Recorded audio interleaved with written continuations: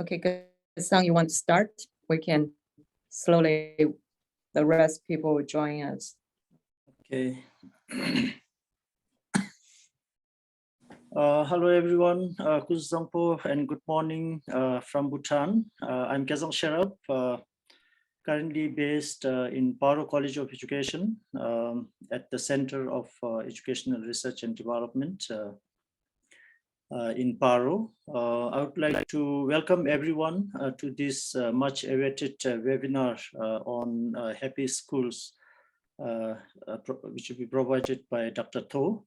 I would like to take this opportunity to quickly thank Dr. Tho for agreeing to share with us something very important for all of us. For our viewers, for our attendees, Dr. Tho is the champion behind the Happy School movement. Of course, I will leave it up to my co-host, Jamyang Dolma, to make a detailed introduction later. So this is the second in a series of 4 webinars that we are organizing as a part of the pre-event for the face-to-face International Society for Teacher Education annual seminar that Paro College of Education is going to host in June from 11th to 16th of June. Actually, Dr. Tho had agreed to give us a keynote during that seminar, but unfortunately, he will not be able to make it for some reason. So Dr. Tho, we have a big regret for that, but we are happy that we are able to listen to you today in the form of webinars. So for this face-to-face seminar in June, we will be having close to 70 international participants and 20 to 30 local participants. So this is going to be a big event and we are really looking forward to it. We are organizing this pre-event webinars to provide and create space for our potential participants to provide some preliminary thinking so that they can come to the face-to-face seminar and have more in-depth deliberation. Unlike past ISfTE seminar, this time we are also going to have some panel discussions where people will have opportunity to deliberate further on issues on topics like Happy School and other important areas. So I would like to welcome each and everyone here today. We are really looking forward to listening to Dr. Tho. He has been working on this for the last many years. I'm sure he'll have lots of interesting things to be shared. We are really looking forward to it. So with this quick note, I would like to pass on to my co-host, Jamyang Tolma. Aloha everyone from Hawaii and Guzo Zambula to all of friends in Bhutan and hello to everyone from different parts of the world. Thank you for coming, joining us today, and I'm very humbled and honored to be able to co-host this event. And I'm representing Academy of Himalayan Art and Child Development, a nonprofit dedicated in the last 20 years for promoting indigenous culture in the Himalayan regions and the mother-children well-being and education. And Dr. Tho is one of my most beloved mentor and changed my life by learning Happy School and GNH and other practice with him in last 10 plus years. And I'm very pleased that he make his precious time today to share his wisdom with us. And I would like to highlight some protocols of the webinar today. We will have 2 hours precious time together, and we will co-creating happiness together and with Dr. Tho. And before, during this webinar, we're gonna break into 3 sessions. And during this time, if there's any question came to your mind, please just roll down your question in the Q&A box. So later we can answer it. And also we have prepared some polls today, some fun questions, and to see how happy everyone is. And so before I formally introduce Dr. Tho, actually, let's see all the participants now logged in, how happy you are. So if you can just take your time, answer these questions, we give you a minute time and see how well you know GNH. And within a minute, we will see result together.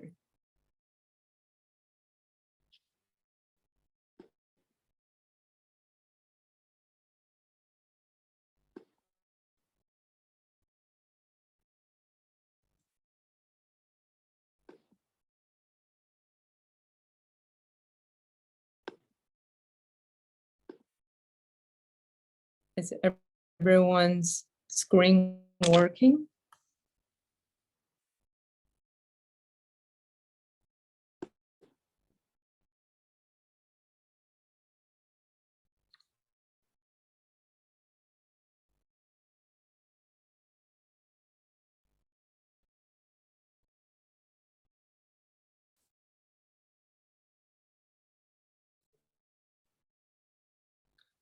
All right, let's have a look. So how familiar are you with the principles of gross national happiness? Okay, very familiar, somewhat not far. How familiar are you with the philosophy of happy school based upon GNH? All right. This is a very good start. All right, now I would like to introduce the guru of happiness, Dr. Tho Vinh, and is the founder of Eurasia Foundation and the founder and chairman of the Eurasia Learning Institute for Happiness and Well-being. And he is currently starting the movement of happiness in education in last 4 years globally. And most importantly, he was, the reason he could develop this program is he was the former program director of Gross National Happiness Center in Bhutan.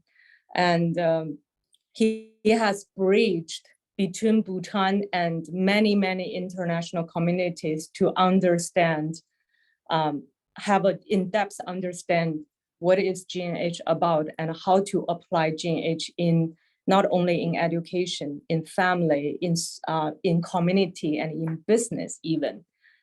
So his latest book, which is really a must read for happiness, Raise Your Own Well-being and Happiness, is the new book launched in 2022, and Culture of Happiness and How to Scale Up Happiness, which you can find in majority of the online book website, including Amazon. So there are many introductions. I prepared everyone in the email, and I want to save more time to let Dr. Tho talk more. So he said, keep his introduction short. And I want now just to invite Dr. Tho and to start our journey of happiness together today. Thank you, everyone. Thank you, Dr. Tho. Yes, thank you very much, and thank you for this very kind invitation. It is my pleasure and my honor to be here with you today, at least virtually.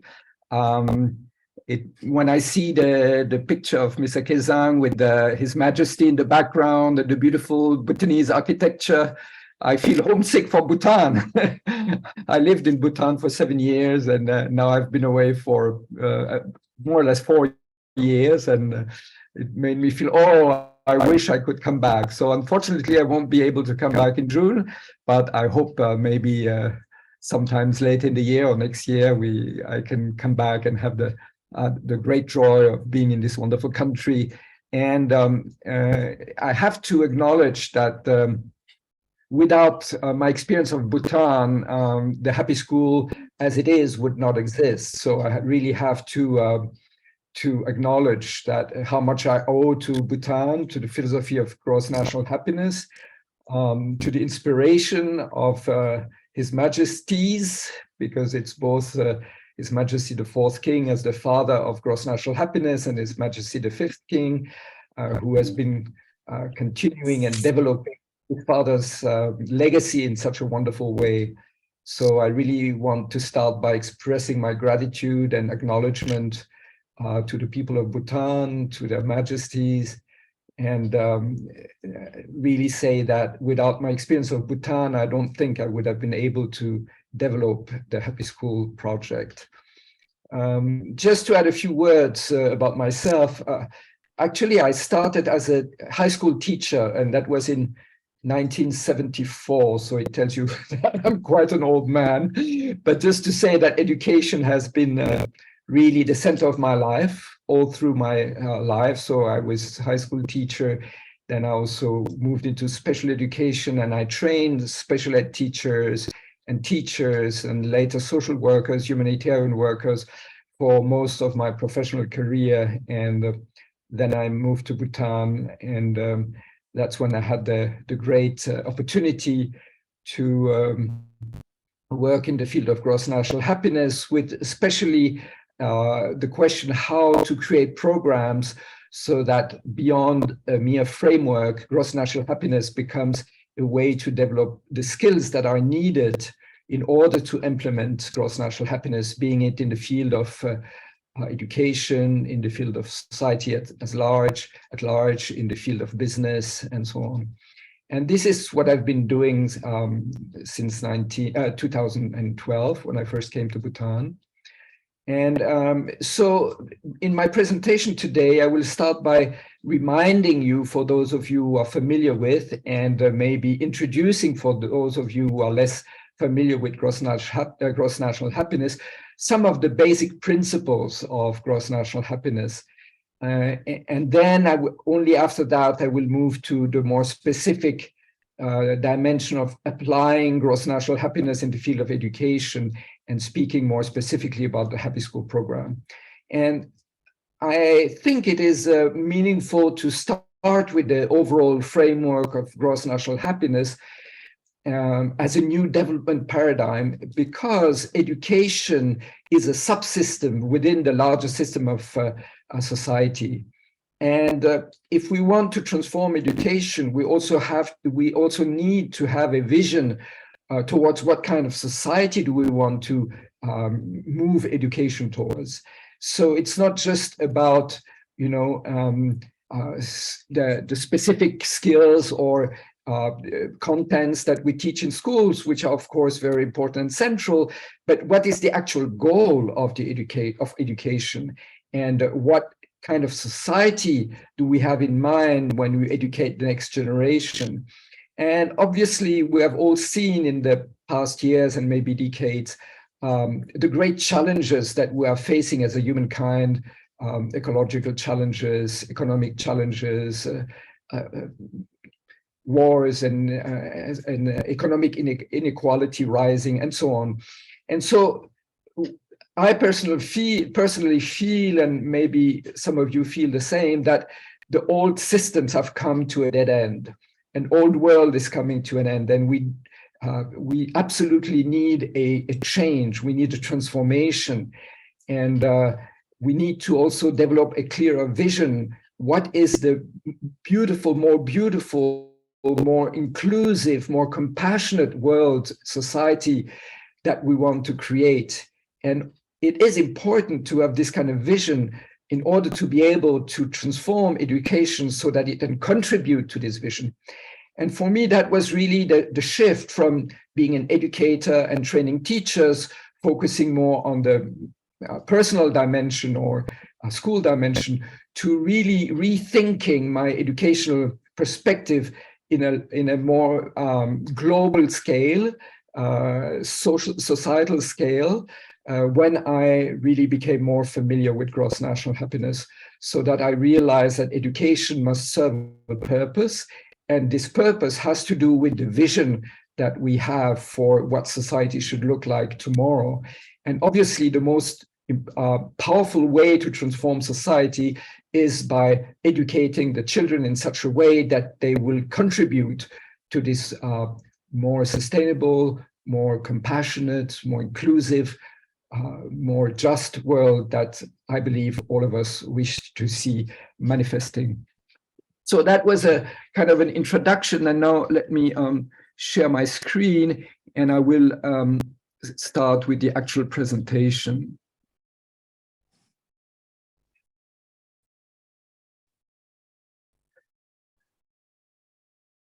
So when we speak about gross national happiness, the first question that comes to mind is, what do we mean by happiness? And, when I was presenting, very often when I present gross national happiness and, also the fact that in Bhutan, an index has been developed to measure happiness and well-being, many people say, yeah, but, happiness is something very personal, very subjective. How can you measure that? For every person, it might meet someone else. It might mean something else. So does it make sense at all to try to focus on happiness if we don't have a clear understanding of what we mean by happiness?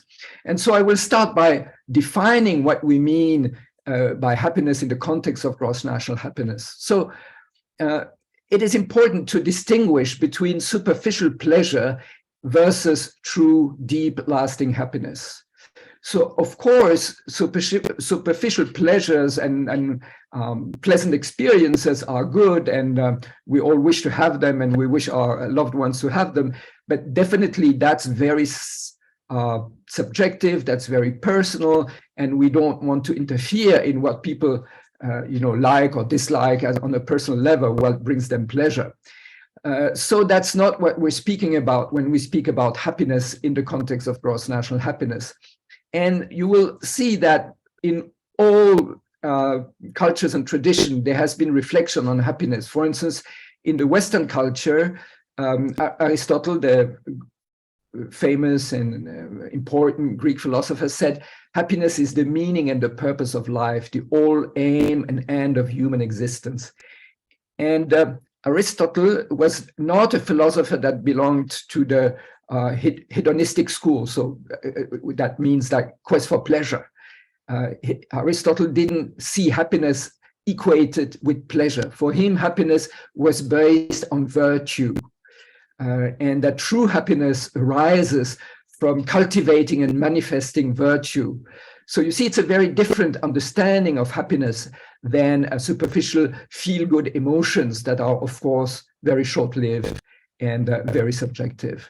Likewise, His Holiness the Dalai Lama said, true happiness comes from having a sense of inner peace and contentment, which in turn must be achieved by cultivating altruism, love, and compassion, and by eliminating anger, selfishness, and greed. So you see, both in the Western and the Asian tradition, we see actually similar understanding of what true happiness is, which is an inner cultivation of the mind, developing positive mindsets such as compassion, altruism, love, and transforming negative emotion or mindset such as anger, selfishness, greed, jealousy, and so on. So the happiness we are speaking about when we speak about happy school is not short-lived satisfaction of pleasurable experiences. It's really an inner cultivation of the mind that leads to transforming negative emotions and consciously cultivating positive mindsets such as altruism, love, and compassion. And we try to summarize, based on a lot of research that was done in the past years, the definition of true happiness as a threefold. The first one is living in harmony with and caring for ourselves. And in this case, caring for oneself is not something egoistic. It's about knowing to nurture our highest potential, our best qualities, to become full human beings, and to live in such a way that the life we lead is a manifestation of these qualities, of our deepest or highest ideals and aspiration. And living in harmony with oneself is manifesting these our highest potential in our everyday life, in our choices, in our work, in the way we live our life. And that's, of course, a very fundamental quality that brings satisfaction, peace of mind, and happiness and well-being. And the second is living in harmony and with and caring for others. And we all know, both from our own subjective experience as well as from a lot of research and evidence-based research, that the quality of human relationship is absolutely central to our happiness and well-being. I just want to point out the so-called GRANT study, GRANT with a T, that was conducted by Harvard University over many decades. It was a long-term study about human life, adult life. And when it was completed, maybe 6, 7 years ago, and the report came out, and this research had been carried out over decades. It started, if I remember well, in the late 40s. Over generations of researchers continued this research. The strongest correlation that was found between a happy, fulfilled life was the quality of human relationships. And so one of the researchers said, well, we've been studying so many decades to come to this, in a way, obvious conclusion that what matters the most in human life is love. But now we also have evidence-based research that shows us the importance of human relationships, so friendship, love, trust, respect, and so on, as the foundation for a happy life. And the third one, and this third dimension has become more and more important. I don't know, maybe some of you have read, or at least read, some summaries of the latest report from the Intergovernmental Agency about climate change, which is a little bit worrying, to be frank, where we see that the ecological challenges that we are facing as a humankind and as a planet are really growing, and therefore living in harmony with and caring for nature and our beautiful but fragile planet has become maybe the most important dimension of all, because if we don't learn to respect, love, care for our planet and sustain it, obviously there will be no more happiness for anyone. And we'll speak a bit more about it when we'll speak about the Happy School. So this is a very important foundation that we understand when we speak about happiness in the context of gross national happiness. In the context of Happy School, we're not speaking about superficial emotions only or short-lived pleasures. We're speaking about the foundation of a good, meaningful life based on these three dimensions of living in harmony with and caring for ourselves, living in harmony with and caring for others and society, living in harmony with and caring for nature and the planet. And basically, that was the message that was conveyed at the United Nations already in 2011, and then later again in 2012, when the royal government of Bhutan first shared this or proposed a resolution that was called Happiness and Well-being Towards a New Development Paradigm. And then when the high-level meeting happened in 2012 in New York, where representatives of many countries were invited, both by the royal government of Bhutan and the then Secretary General of the UN, Ban Ki-moon, for this high-level meeting on reflecting how could happiness and well-being become central to the development of a new paradigm. And many of the so-called Sustainable Development Goals, SDGs, that are now promoted by the UN at a worldwide level have been strongly inspired actually by what had happened then in the UN. And here you have the former Prime Minister, Jimmy Tinley, who was presenting that at the UN General Assembly. And that was also when I started my work at the GNH Center. And I was so lucky that I could join this meeting in New York that really inspired all the later work that I did with GNH. So what is very specific to GNH also is that we are trying to find a way to balance the inner and the outer conditions of happiness. So, you know, some people are, yes, can you hear me well? Yes, yes. Okay. Okay, I just heard a voice. Okay, so, sometimes people are very focused on the inner conditions, so, self-development, meditation, or whatever.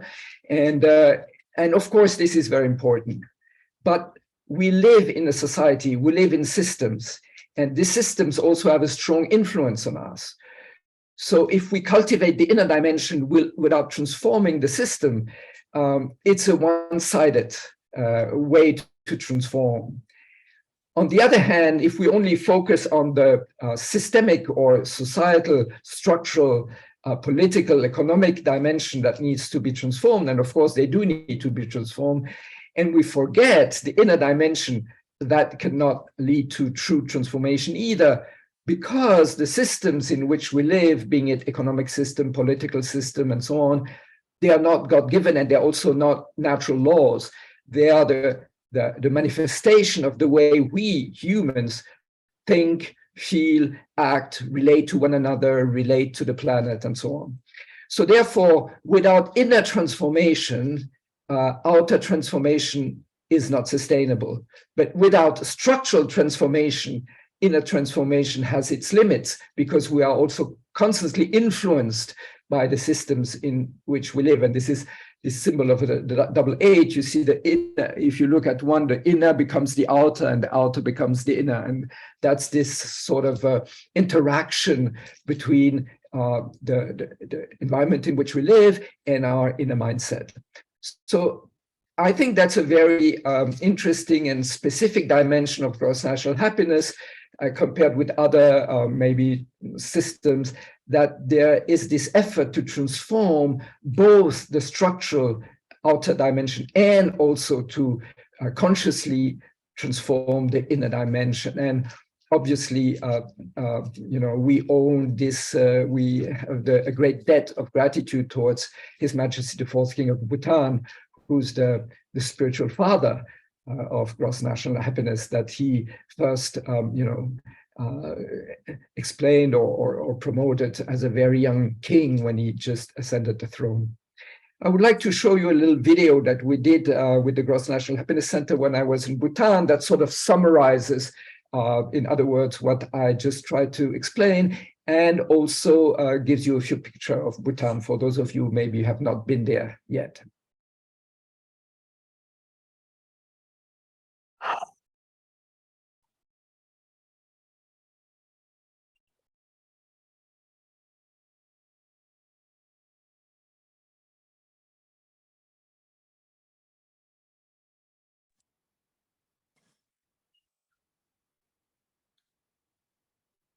There's no sound, Dr. Tho.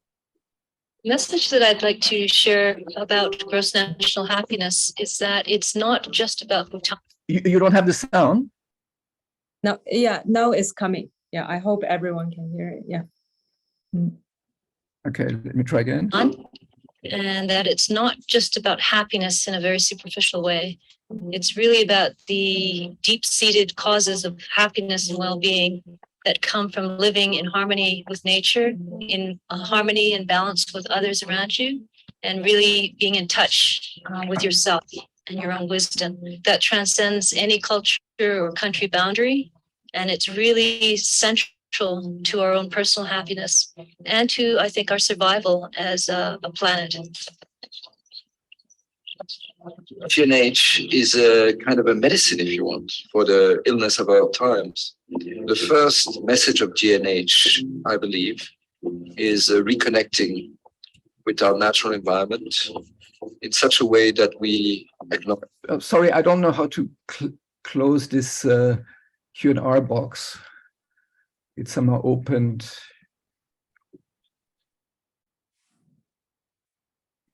Could somebody help me to close the Q&R box? Okay, it's done. Yeah, it's done. It's done. Okay. And our interconnectedness with all life forms.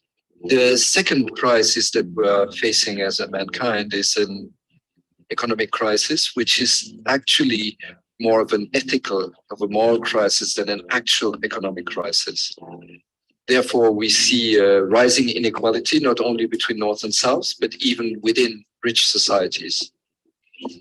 So the second message is about creating a caring economy, an economy that is based on values like altruism and compassion and collaboration, solidarity, rather than competition and destruction of the environment.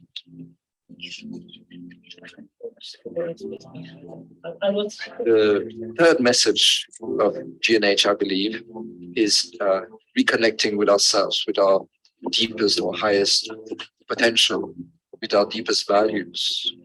Because a lot of the dissatisfaction and meaninglessness that we experience in modern life is the direct consequence of this disconnection with ourselves. I think one reason that gross national happiness has come into the spotlight in a global way right now is because there's a collective sense that things aren't working. I don't think we would be so interested in happiness if we weren't really feeling unhappy with a lot of things right now. So I think what GNH offers is not just a cosmetic stick-on Band-Aid solution to just tweak the system a little bit. It's really questioning, why have we been chasing GDP and economic growth at all costs? And can we not balance that and look at happiness and well-being of all life as a reason and a center for development?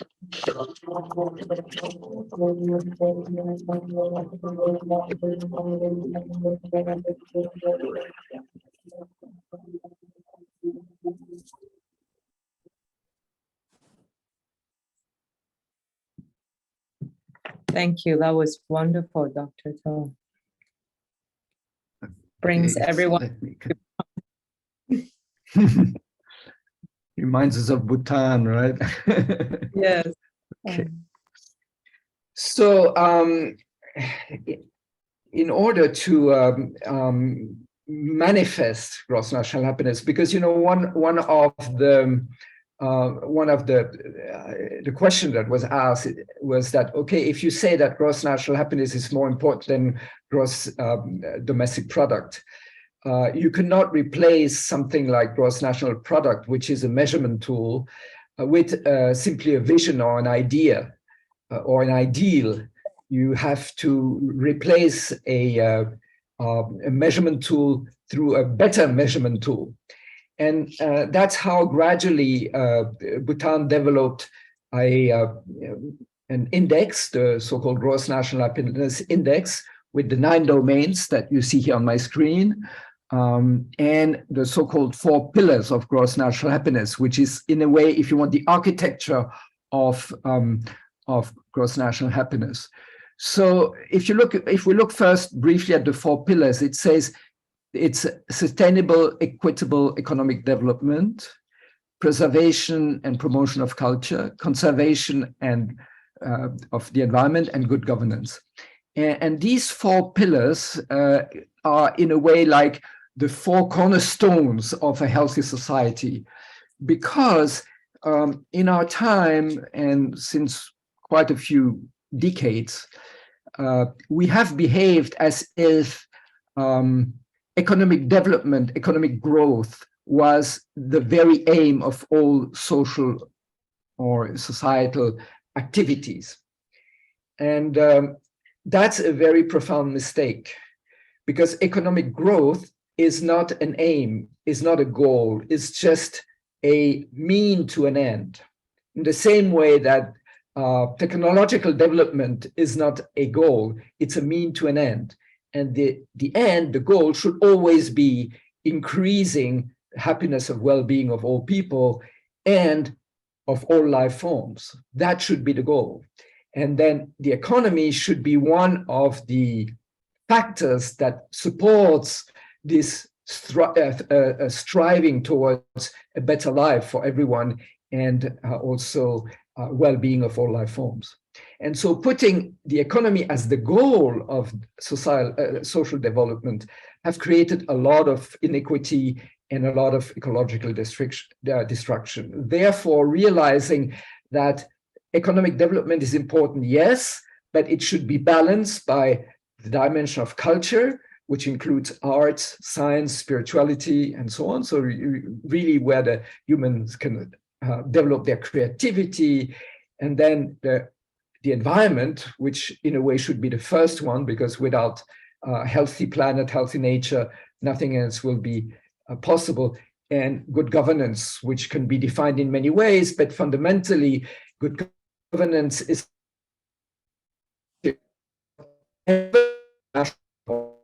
leadership serving the common good. That's in a very short sentence what good governance is about, serving the common good rather than specific interests. And there's a lot of mistrust in politicians in our time, in many countries, because many times we feel that the political parties and the politicians are not in the service of the common good, but rather in the service of very specific one-sided interest groups. And that's, of course, not acceptable. Good governance is for those in power, those in leadership position, to try to serve the common good, which means happiness and well-being for all people and for all life forms. So these are the 4 pillars. And then, as I said, we was told, yes, well, then you must also be able to measure it, whether you are going in the right direction. And that's how the 9 domains of GNH were developed. I just named them shortly: living standards, education, health, psychological well-being, cultural resilience, community vitality, time use, ecological diversity, and good governance. And these 9 domains then, are measured through indicators, and then this is on that basis that Bhutan is doing their national surveys regularly.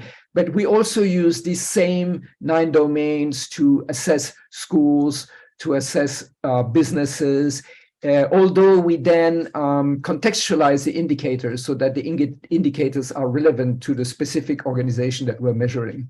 But we've made very interesting experiences with using the 9 domains as an index, as a survey tool to help communities or help schools, help businesses get a better perception of itself. It's like holding the mirror to the organization so that the organization has a better understanding of itself and therefore can find the right way to develop.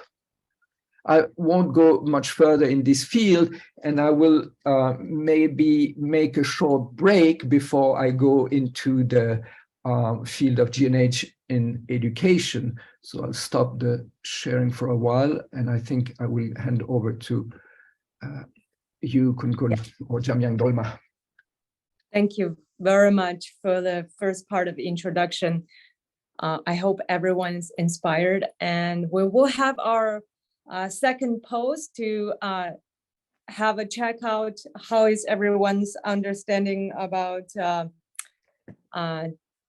GNH in education. Can we show everyone the questionnaire? Kunkun, would you like to do personal happiness, GNH? That's the second poll, Yeah. or we? Okay, yes, that's Okay. personal. Yeah. All right, so we invite everyone just to take a quick look and see where you are, how you feel about it.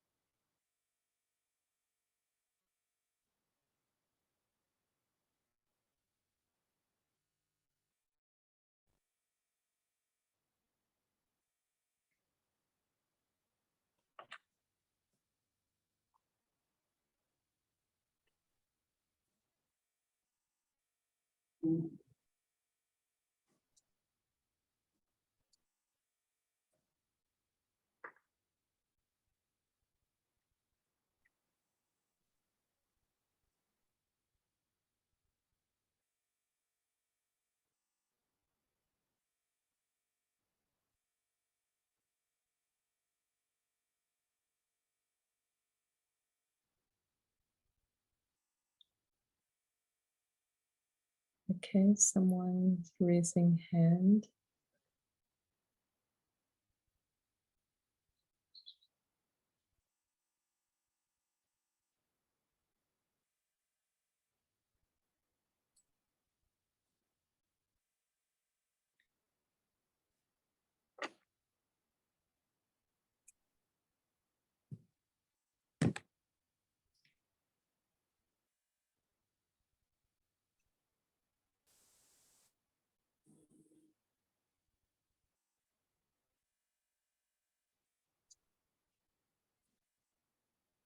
All right, I hope everyone can see the results. Here we are.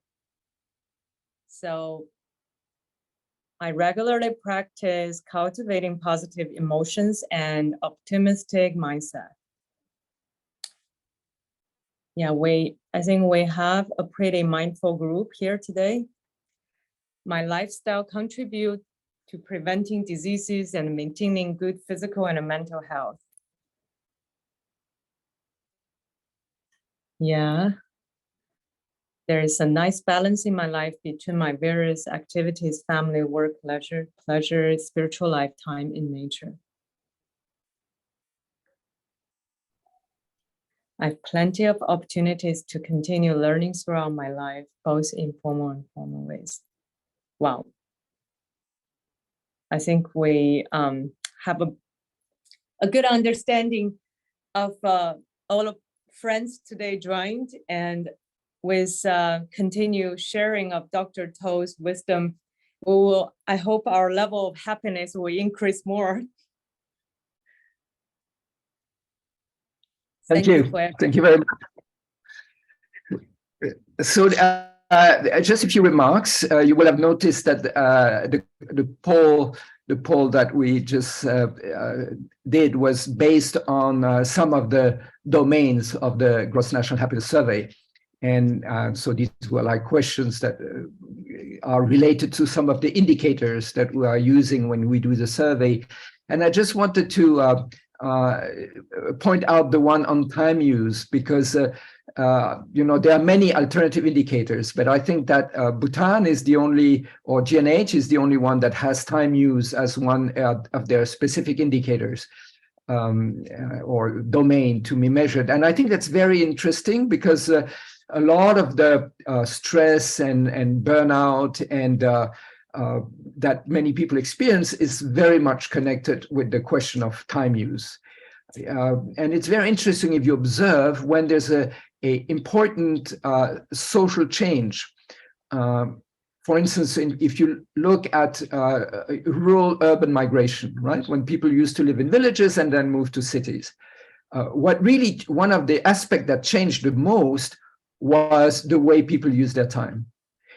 Because as long as people lived in rural areas, their time was in harmony with nature. So you live with the seasons, you live with night and day. So there's a kind of a harmony between your inner time, your biological clock, because we, of course, are biological beings that have a rhythm. Everything in the universe has rhythm. And our inner rhythm and the outer rhythm, or the rhythm of the planet, of the seasons, of the moon, and so on, was quite aligned.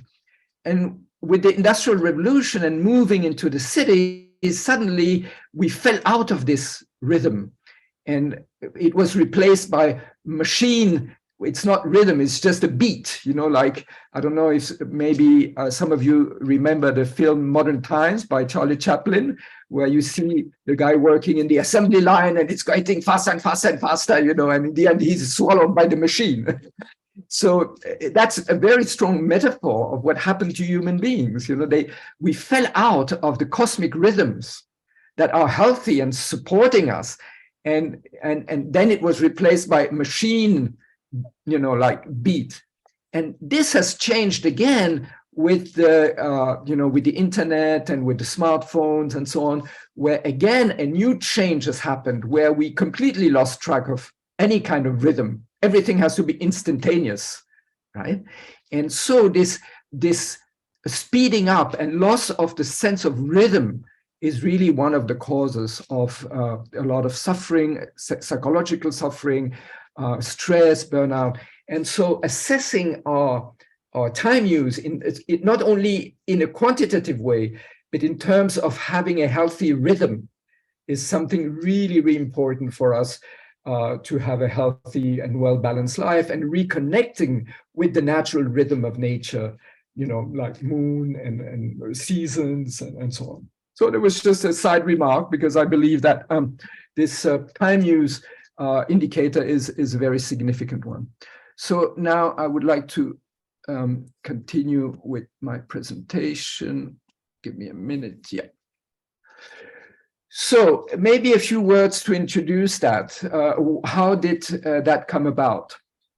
So when I was in Bhutan, there was had been a big conference on GNH in education.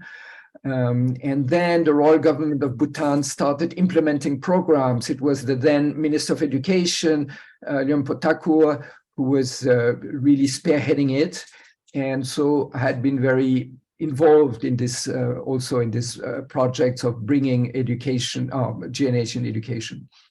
And then when I left Bhutan, I thought it would be important to spread that in a wider circle, but it was not that easy, because the idea of, gross national happiness was foreign to many people, and education systems are not easy to change because they are very much regulated by the states in most countries. But then, at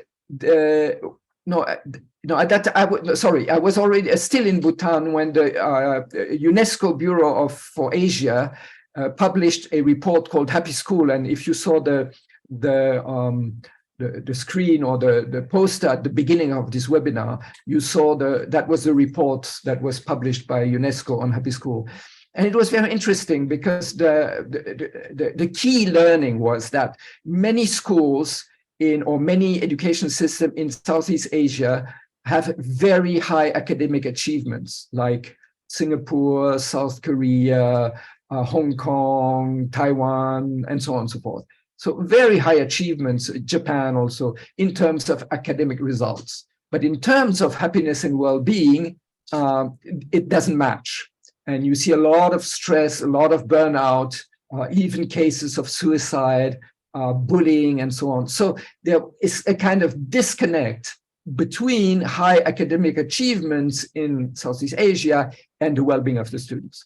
And out of this observation, that led the UNESCO Bureau to do a research and surveys and a lot of interviews. And then they published this report called Happy School, which you can still find on the website of UNESCO. And I encourage you to read it. It's very interesting.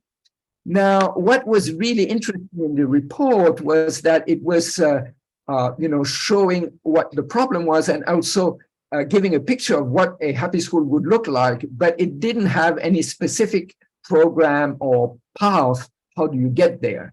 And so when we read this report, I was still in Bhutan, we started working on this report and trying to, in the light of what we had learned through the work in Bhutan, to see how could we create a path leading to happy school, not just saying it would be nice if we had happy schools, but how do we lead to happy school? And we did it based on the 3 dimensions that I mentioned before of what we believe to be the foundation of true happiness. And so gradually we developed a teacher training curriculum with 3 modules, module care for self, 1 module care for others, 1 module care for nature and the planet, and that we deliver over a course of 1 year. So the teachers do 1 module and then they implement it in their class, and we support them, mentor them, coach them. Then they do the 2nd module. So within 1 school year, they go through the whole program and then implement these three dimensions. And interestingly enough, it was Vietnam. Well, I'm half Vietnamese, therefore I have connections in Vietnam, and we started our pilot in Vietnam. And we worked with primary, lower secondary, and higher secondary schools. And we have been doing that together with College of Education of Free University, so that we had a third-party assessment of what we were doing. And then came the COVID time and the COVID lockdown. And during the COVID time, in Vietnam and in many other countries, I also live in Switzerland. In Switzerland, it was the same, really made apparent what was already there, but was maybe less conscious, which is how much difficulties young people have in terms of mental well-being. So the suffering of young people became very apparent during the COVID time, and we've been working together with universities in Switzerland and Vietnam to get facts and figures. And I'll show you a few facts and figures, and you'll see that it's quite worrying. And so, because I don't think that I mean, of course, the COVID and the lockdown worsened the situation, but it was not that the situation was not there before, but it became very apparent through this situation. And because it became very apparent, suddenly we had much more interest on the side of educational Ministry of Education in Vietnam, in Switzerland. Suddenly they got more interested in our Happy School program because they realized that there was a lot of needs. Now, next to these three fundamental dimensions of care for self, care for others, and care for nature, we have been working based on a long-term research that was carried out at the University of Zurich. You see, it started in 1954 and it went until 2005, following cohorts of children, and then when they become adults, their children, also to see, the impact of parents on children and so on, to try to identify which were the most important factors that led to a healthy development of children. And we came, or not we, but this research came up with 5 fundamental factors. And we have been working with the Happy School on trying to create conditions that fulfill these needs. So the first one is very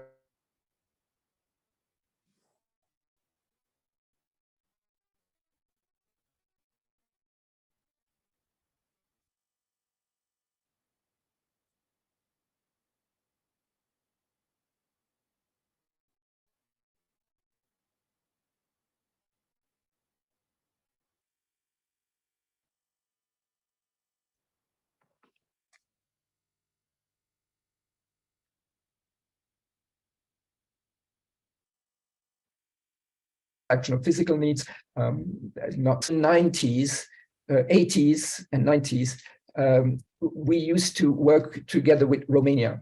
So at that time, I was in the field of special education, and maybe those of you who are elder remember that in Romania, during the time of Ceausescu, there was a lot of orphanages for reasons that I don't want to explain now. But anyway, there were a lot of orphanages. And when the so-called Iron Curtain fell and Romania opened up, so there were, missions to go and assess these orphanages, and my wife was part of one of those missions. And what was observed is that the physical needs of the kids in the orphanage were actually kept or satisfied, right? So they had enough sleep, they had enough warmth, they were closed, they were kept clean.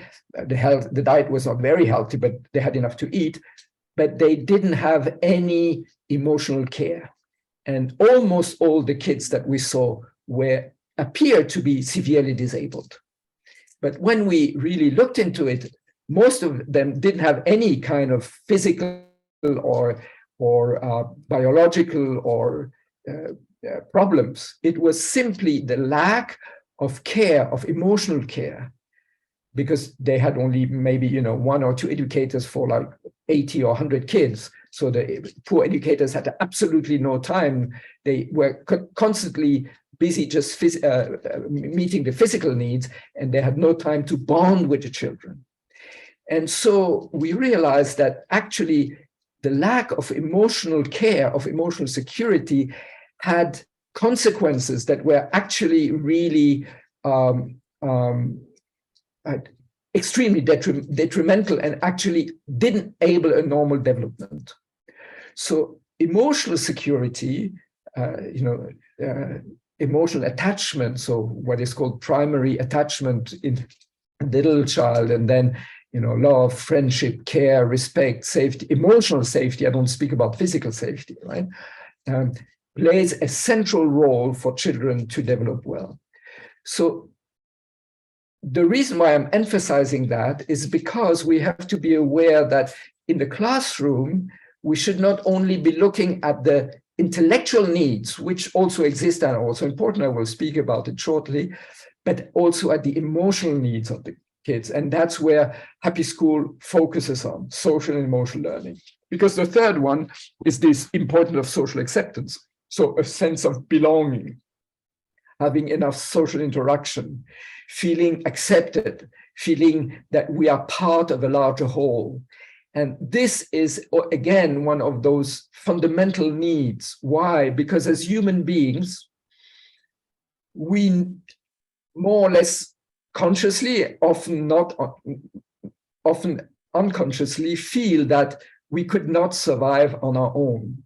So when emotional security and social acceptance are threatened, actually it triggers a fear for our very survival.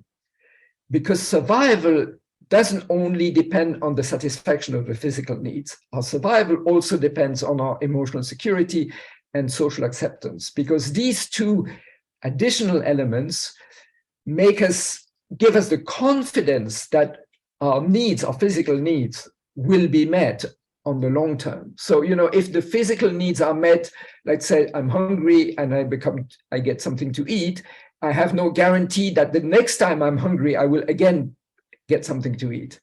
It's the confidence that I have in my caregivers, mother, parents, whoever the caregivers are, that give me the security that my physical needs will also be met in the future.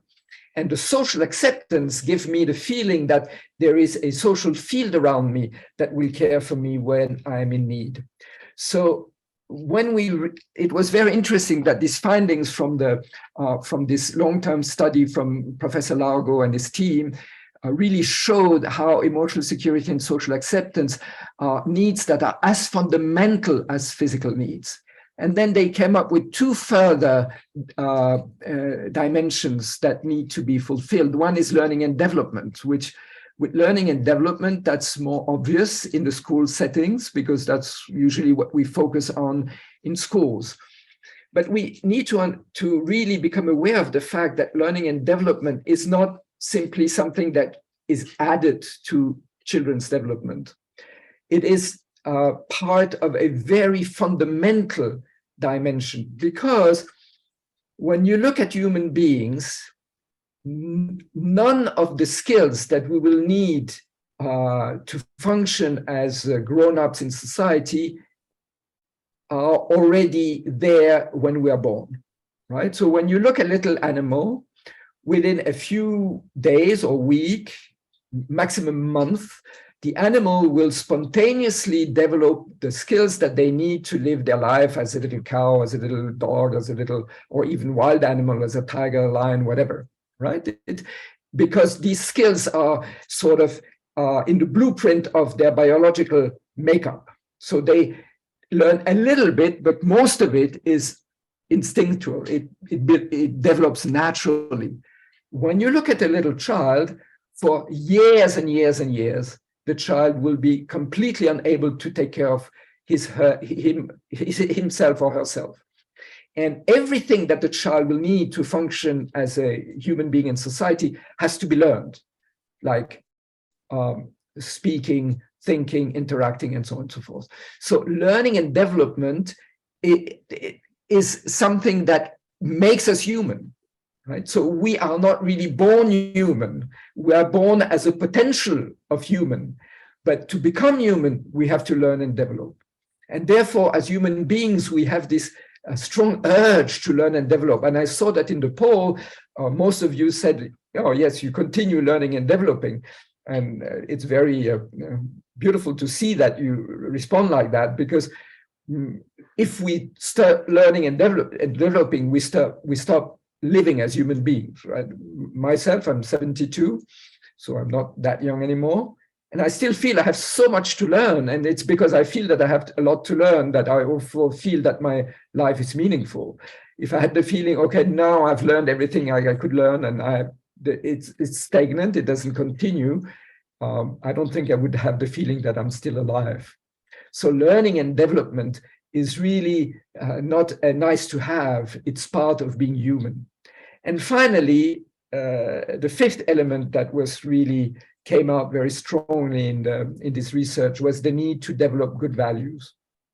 Again, when you compare most animals and humans, you see that animal behavior is sort of led by instinct. If we don't speak about the domestic animals, but of, like wild animals or animals in the wild, they don't have to learn values. The way they behave is absolutely aligned with their species and the way they need to behave for the survival of their species. So the behavior is sort of given with the physical shape of the animal.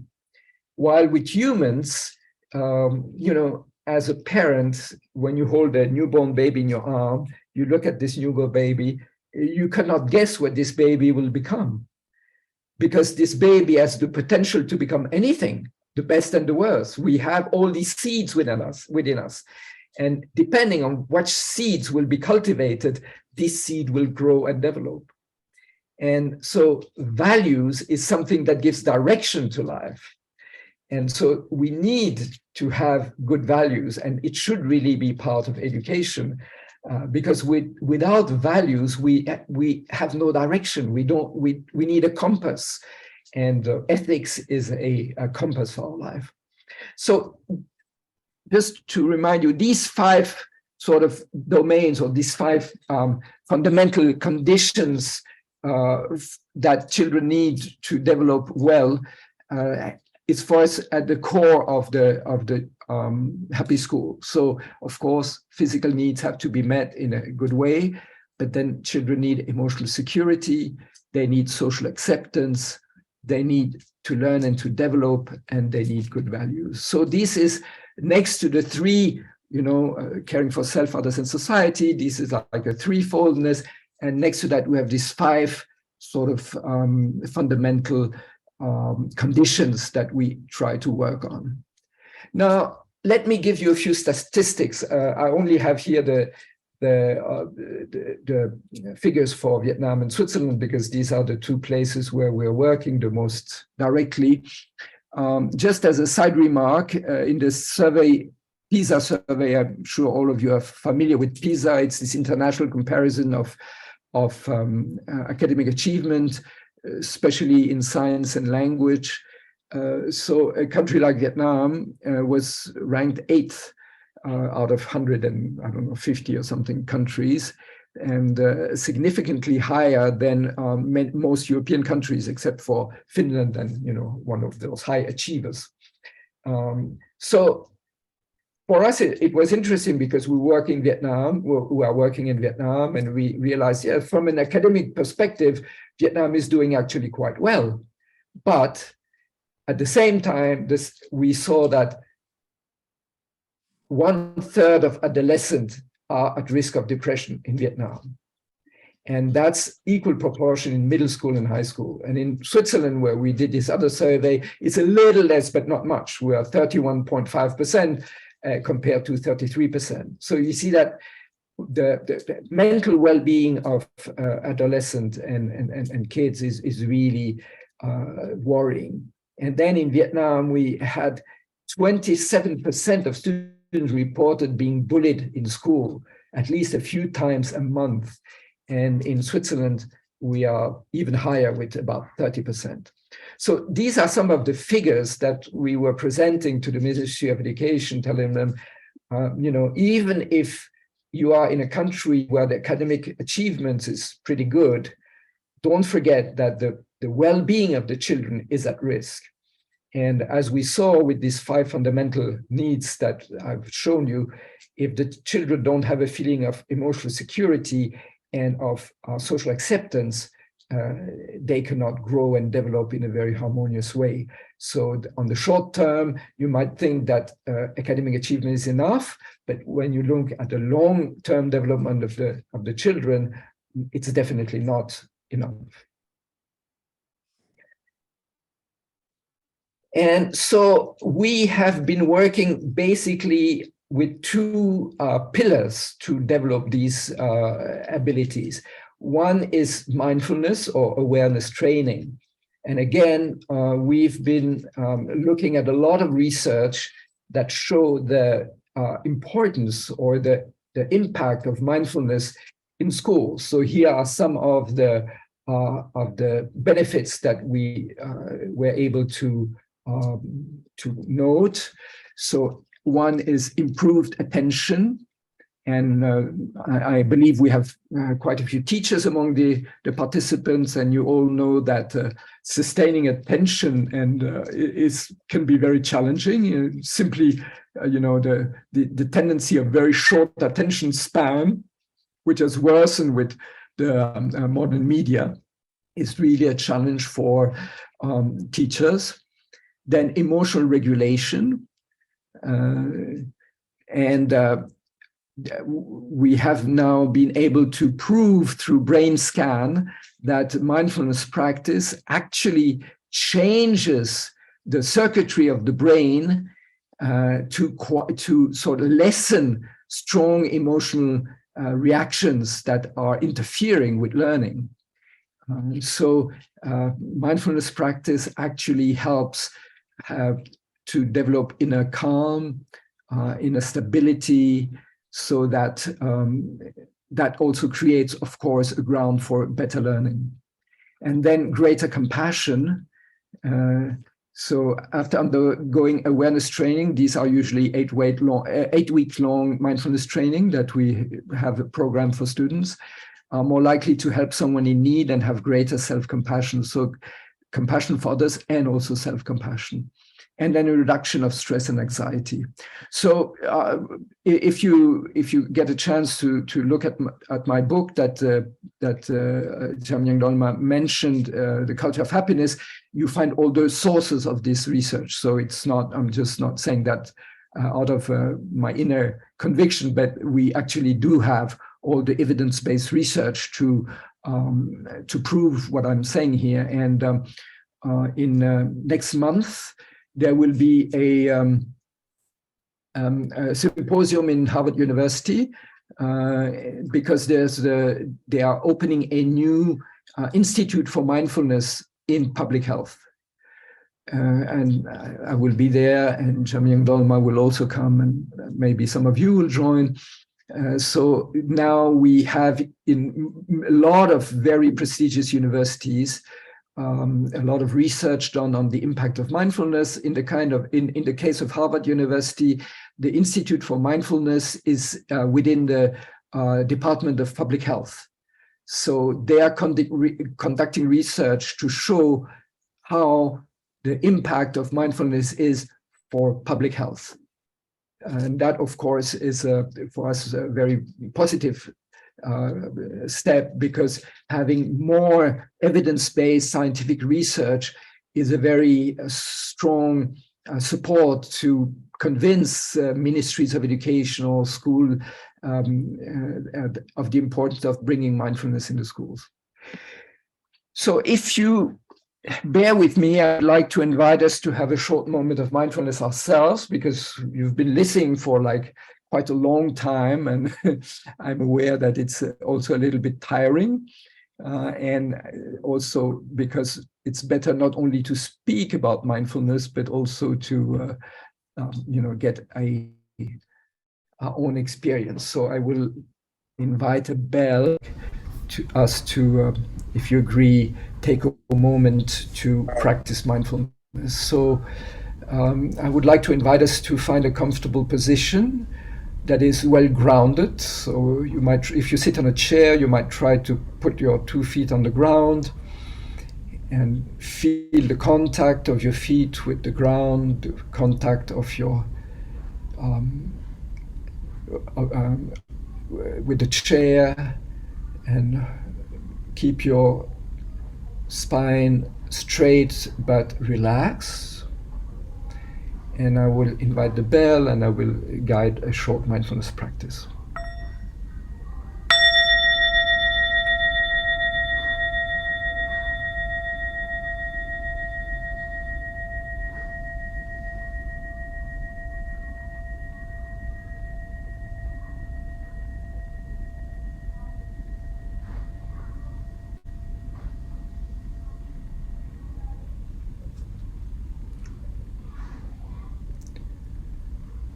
So let us bring our attention back to our body.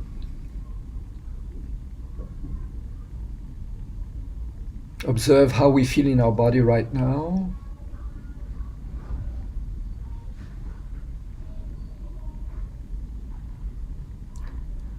The sensations in the body.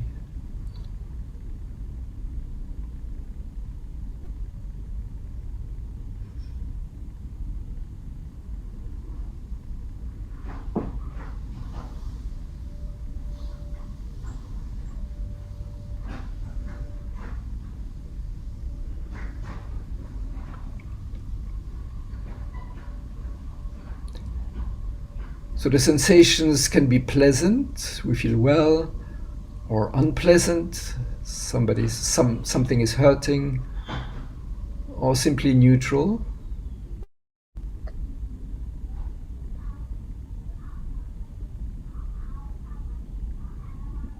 And in all cases, we simply observe without either being attached to pleasant sensation or rejecting unpleasant sensation, just observing, acknowledging, this is how I feel right now.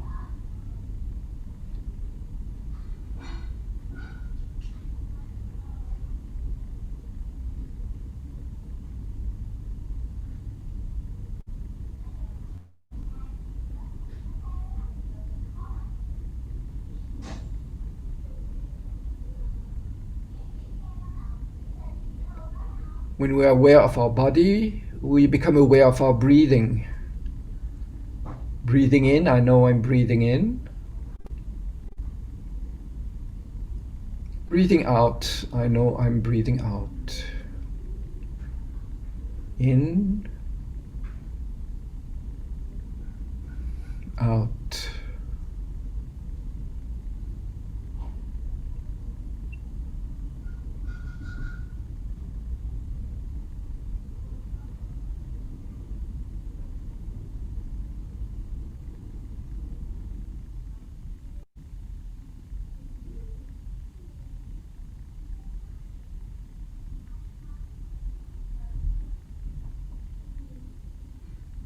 Aware of the body, aware of the breathing. I'm also aware of the mind. Is it rather calm, or there are many thoughts rushing through my mind?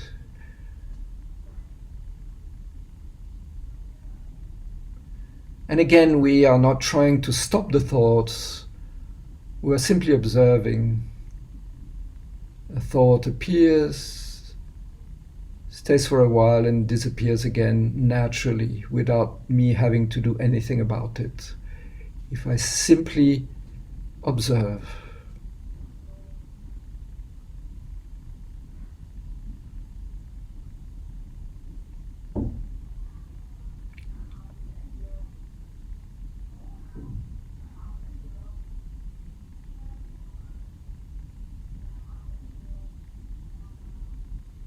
And if I notice that I've been carried away by some thoughts or ideas, images, plans, whatever it is, I just notice it and I bring the attention back to the breathing, to the body, and to the present moment.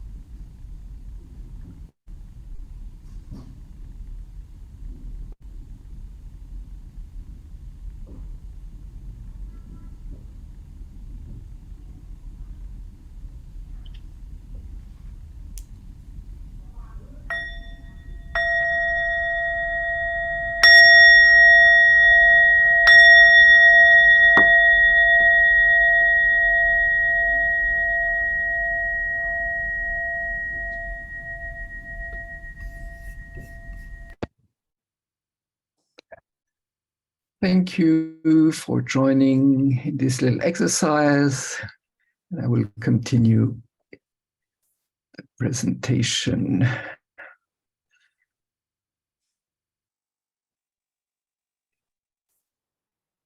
So that was to just give us a little taste of what you see these children in the lower picture. It's a primary school in Vietnam. In the upper picture is a secondary school in Germany. So we're having these happy schools in Vietnam, in Switzerland, in Germany, so various countries. And it's also always very wonderful to see how at first maybe the children find it a bit strange to sit, with closed eyes and very quiet. But most of them, after a short time, really start enjoying it and notice how it brings them a certain calm and stability. And we had many examples where students requested their teacher, at the middle of the lesson, suddenly one child raised his hand and said, "Oh, teacher, could we do a few minutes of mindfulness? I feel I cannot concentrate so well anymore." So it actually even comes from the students themselves. So this is a sort of a happy school mandala, if you want. So it brings together all the different aspects that we bring together. At the periphery, you see the 4 domains and the 4 pillars and the 9 domains of GNH. So it shows the connection between happy school and the GNH framework. In the middle, you have in blue the mindfulness practice. And then the 3 connections: self-care, care for others, and care for nature. Then the green are the 5 needs or the 5 conditions that I discussed: physical needs, emotional safety, social acceptance, learning and development, and good values. And then in red, you have in this pentagram the 5 components of social emotional learning: self-awareness, self-management and self-transformation, social awareness, relationship skills, and responsible decision-making. So all that together is a kind of a mandala of happy schools. So I would like to say a few words still about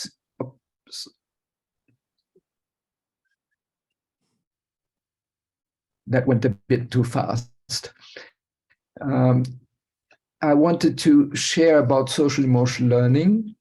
And what you just saw is a modeling of the development of the brain. It was done by my daughter. She's a researcher and a pediatrician, and she's doing mindfulness, a research on the effect of mindfulness in children with developmental needs, especially very early premature children. And so she's been studying a lot about brain plasticity. And what you see is a reconstruction of the development of the brain.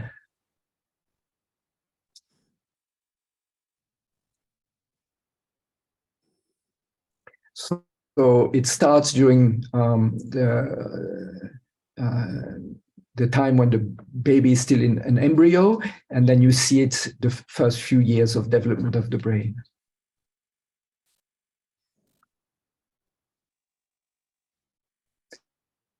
And so this brain plasticity, that the brain creates more and more complex connections, is not something that stops at a certain time.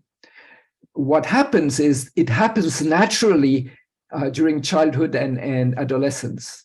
But with adults, brain plasticity can continue if we do something for it. So, for instance, if we practice mindfulness meditation or social emotional learning, then brain plasticity continues. And actually, if we don't engage in activities that foster brain plasticity, the tendency is that if the brain doesn't continue to develop, it cannot remain stable. Then it goes into degeneration. So a lot of dementia and so on is connected with the fact that the brain doesn't continue to develop, but potentially it can develop all throughout the whole life. And so one aspect, is the practice of mindfulness, and the second aspect is the social emotional learning. So as I briefly mentioned, the first one is self-awareness, and that includes specifically also emotional self-awareness, so emotional literacy. And a lot of what we do in Happy School exercises is that we help kids recognizing their emotion and naming their emotion, being able to become aware of the emotion as they rise up. Because especially, for instance, with difficult emotions such as anger or sadness, oftentimes we notice them when they are already very strong, and that's then very difficult to transform them. We can get overwhelmed by these difficult emotions. With emotional self-awareness, we can learn, and even young children can learn, to notice difficult emotions as soon as they start appearing. They notice it because emotions manifest also as bodily sensations. Emotions also manifest as a change in the breathing rhythm. And when children are taught how to observe very subtle changes in body and in breathing, they can become aware of the emotion before they get too strong. When we are in the phase where the emotion is already creating a narrative, a story, the emotion is already very strong and it's very hard to transform it. But when we learn to identify emotions very early on, it's then much easier to transform and to work with it. So emotional self-awareness is a very important foundation, and that leads to emotional management, emotional transformation. And emotional transformation has two sides. One is knowing how to transform difficult emotions, such as sadness, anger, jealousy, greed, and so on, and how to cultivate consciously positive states of mind, such as gratitude, compassion, kindness, and so on. So, for instance, very simple exercises in all the classes in the Happy Schools. We have a gratitude tree, and children can make little flowers where they write something they're grateful for, and then they post it on. They glue it on the tree. So the tree then has many flowers, which are gratitude testimonies. And then the children also encouraged to do little acts of kindness. And either when they have done or received an act of kindness, this is like a fruit. And so they write it on the fruit, and they put the fruit on the tree. So after a while, the tree is full of flowers and fruit, which is flowers of gratitude and fruits of kindness. So these are very simple exercises that can be done even with very young children, and that really bring about very deep change. So, for instance, just to give you two little stories. One was it was a teenage girl. She came back home, and she said to her mother she wants to share something with her. And so the mother said, "Okay, what do you want to say?" And the daughter said, "I really want to tell you how grateful I am, because I'm aware that how much you do for me, and that you really care a lot for me, and like that." And the mother was thinking, "Oh, maybe she has done something wrong, and she talks sweet because she's afraid that I will punish her or something." So she said, "So what have you done? Why are you telling me that? What have you done?" And the daughter said, "No, I have not done anything. I just wanted to tell you how grateful I am." And the mother then told the story to the teacher, and she was in tears, because she said, "You know what? It's the first time that my daughter actually tells me that she's aware of what I do for her, and that she's grateful for it." Another example that springs out of this cultivating gratitude and kindness is a teacher called a parent. It was also a mother in this case.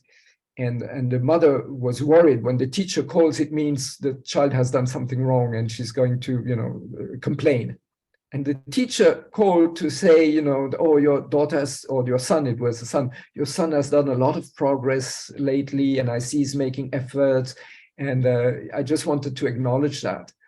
And again, the mother was so touched because usually, you know, when she heard from the school, it meant, oh, there's a problem. And if she was not used that, as a teacher would call just to express positive feelings or positive assessment, you know, something nice. So we noticed that in the happy schools, this culture of gratitude, of kindness is spreading between students and teachers, between teachers and students, between teachers and parents, between parents and teachers. And these are little things, but it's amazing how it really changes the culture of the school. So these are just little examples about, you know, how these very simple aspects of, you know, cultivating positive mindset can really change the atmosphere, the culture of a class and of a school. And I was also mentioning the parents because when we do happy school programs, we also put a lot of emphasis on including the parents, because we think it's important to see the school as an ecosystem where you have students, teachers, school administration, parents, and all these should be part of this community. So self-awareness, self-management. The third one is social awareness. And one of the strongest elements of social awareness is empathy. And there would be a lot to say about empathy, but just very briefly, it's important to be aware of the fact that there's a threefold empathy. There is emotional empathy, or ability to feel what other people are feeling. And that's actually a natural ability of human beings because of what is called mirror neurons in the brain. So we have this natural ability to feel what other people feel, but we can cultivate that consciously and it can become much stronger. Then there's also cognitive empathy, or ability to understand other people's ideas, even when they are very different from our own ideas. And if you look at the political debate of a lot of social problems that we have right now in society, in many countries, how difficult it is to have real cognitive empathy and not to think that if people think differently than me, then either they're stupid or they're evil or they're, you know, they have bad intentions.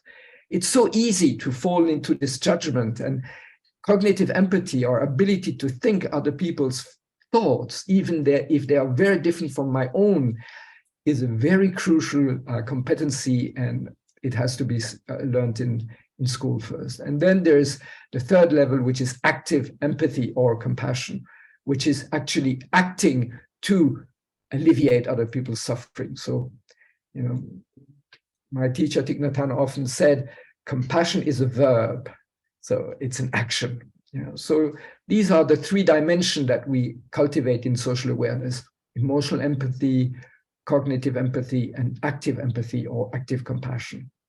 And that leads to our ability to create good, meaningful relationships. And we have seen how important the quality of human relationships are in order to lead a happy and meaningful life. And then this also, all that together leads us to ethical decision-making, responsible decision-making. So these are the 5 core competencies of social and emotional learning, which are at the core. So, mindfulness and then social emotional learning are the 2 pillars of all the Happy School program. So I see that I talked a bit too long, so I will go I will summarize the end so that we still have a moment to exchange. These are just simply of some of the programs that we have been doing with universities, with professional schools, happy schools. We have a Happy School Symposium in Hue coming up from 3 to 6 of April. That's in Vietnam, Central Vietnam. We recently had a Happy School conference with 400 school principals in Vietnam from 50 provinces. We have a developed Happy School in Switzerland. And then we also have university programs where we promote GNH and happy schools at university level.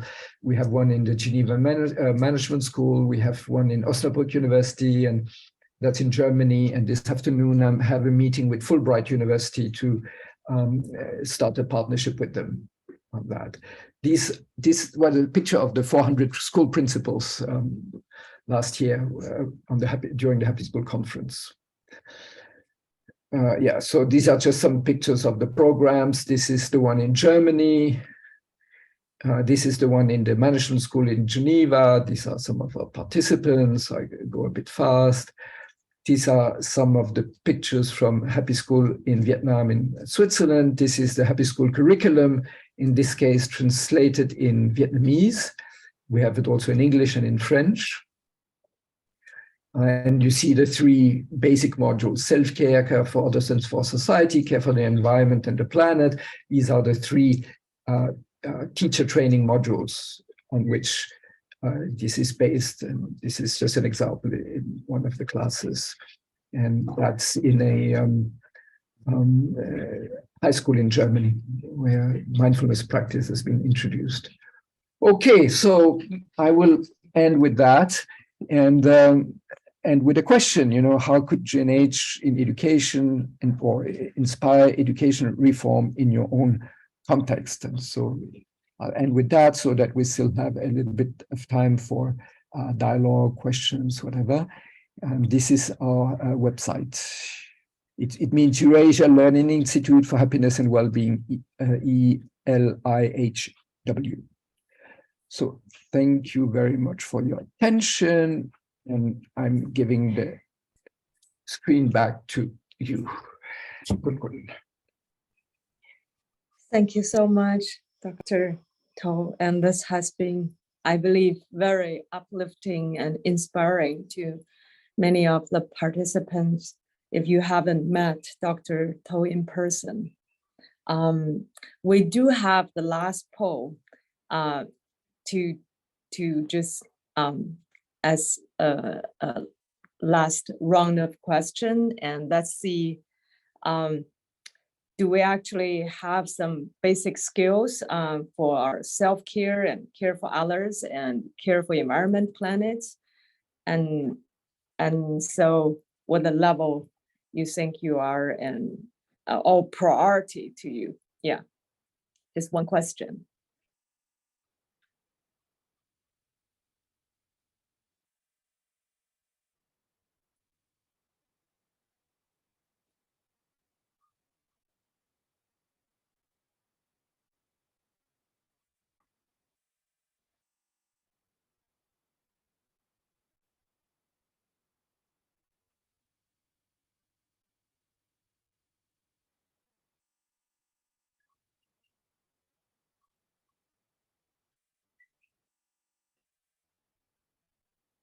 I can't hear you, Dr. Tho. Are you? No, I'm not saying anything. Okay. All right, can we see the result yet? Those are all important. All right. Which of these three main areas of development do you think is currently highest priority for you? Self-care, care for others, and care for the environment. Thank you very much. This does address the current issue in the global level, that we say that our educators are taking on a lot during the last 4 years in this special time on Earth, that the nurturers are all not nurtured enough.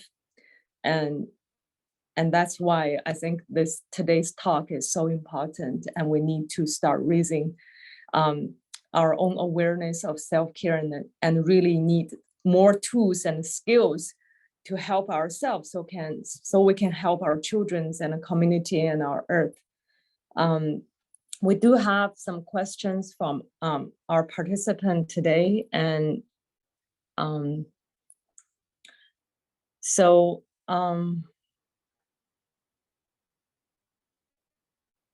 I saw the questions about the event. We're talking about, I think if you are asking about a conference in Bhutan, we will post the full brochure again to all the participants again about the details of the conference in June, if you still want to participate. And if you're asking about how to get more access to Dr. To's teaching, you can log into his, find him on Facebook, Instagram, and more importantly, get on his website. He has, he's traveled all around the world teaching now, but doing something very important in Vietnam now. And there are many ways to be able to access to Happy School training in future. What are the origins of Bhutanese GNH philosophy? Were there influential advisors to the king when he formulated GNH? So this is from Rick Flowers. Maybe Dr. To can answer this question. Sorry, say it again. What was the question? Yeah, so the question was, what are the origins of the Bhutanese GNH philosophy? Were there influential advisors to the king when he formulated GNH? So as far as I know, and maybe Mr. Kazan can complement that. As a Bhutanese, he might know more than me about that. It was really the vision of His Majesty the Fourth King when he became king at a very young age, because his father, the third king, passed away when he was only about 17, and so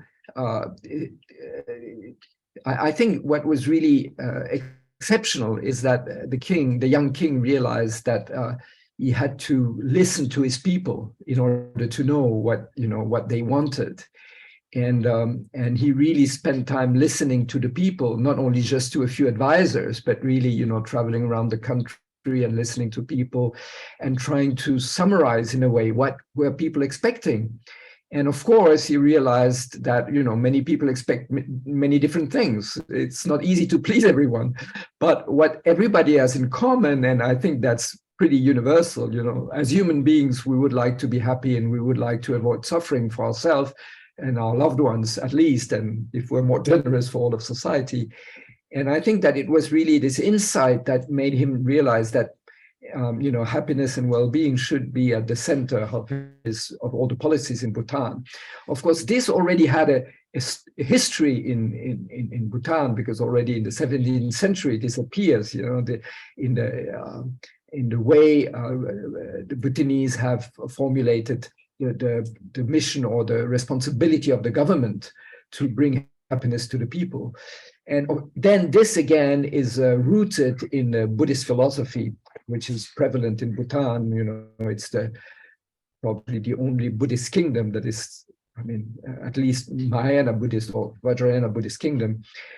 So the idea of, the Buddhist philosophy is based on the Four Noble Truths, which is the reality of suffering, the causes of suffering, the state beyond suffering, and the path leading to alleviating suffering. But the third noble truth is actually the truth of happiness, right? So if suffering is transformed, then what remains is happiness, true lasting happiness. So of course, in the Buddhist context, I think it's easier for people to understand why happiness matters, and it's not something superficial, it's something very deep, because the ultimate happiness is nirvana, is really enlightenment. But everything that we do should strive towards bringing happiness and alleviating suffering, which is Maitri and Karuna, so loving kindness and compassion, so bringing happiness and alleviating suffering. So I think that's really, in a way, the root of the GNH philosophy, but it has been transformed in a very secular way and formulated in a secular way. Therefore, we can share it in non-Buddhist context, because we work like in Germany and Switzerland and many countries that are secular countries. Not only they're not Buddhist, but they're basically secular. But what I think is really helpful is now that we have a lot of scientific evidence, and I was sharing a few, that shows us that we don't have to become a Buddhist to strive towards GNH or strive toward happy school, but simply these are universal human values. Thank you so much. Kasan, do you have any additional information, answer to this question?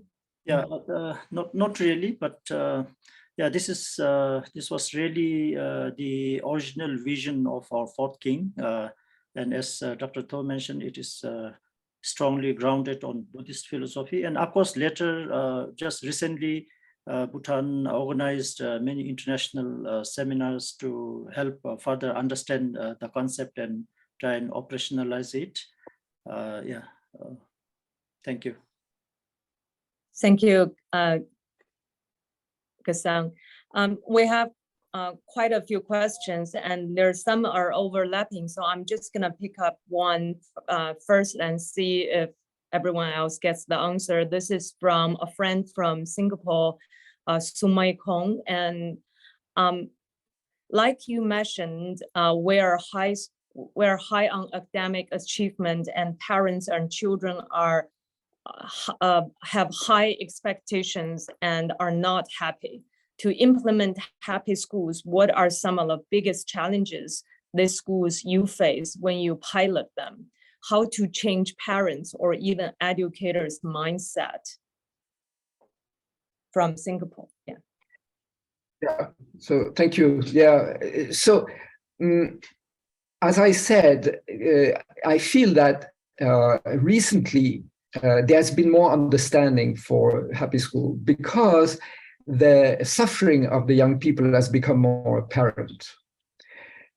That's one thing. And so because there is a, I showed you some statistic, even in a country like Switzerland, which is like a rich, happy, whatever country, still about 30% of the young people suffer from either depression or other kind of mental difficulties. And I'm sure that in a place like Singapore, it's at least as much and probably more, because the pressure is very strong. The pressure to achieve is very, very strong. And I think we need to see it in a more holistic way and a more long-term way. So if we look at the short-time result, we might push the children, to get the highest possible grade in a short term, even if it's at the cost of their mental well-being and their overall well-being.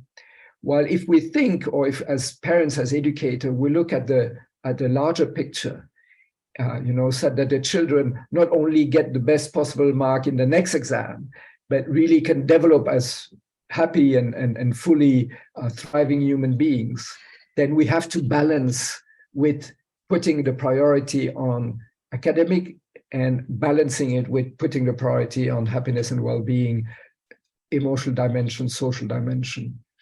Now, we know from research that giving time to emotional well-being and social well-being does not have a negative impact on academic performance.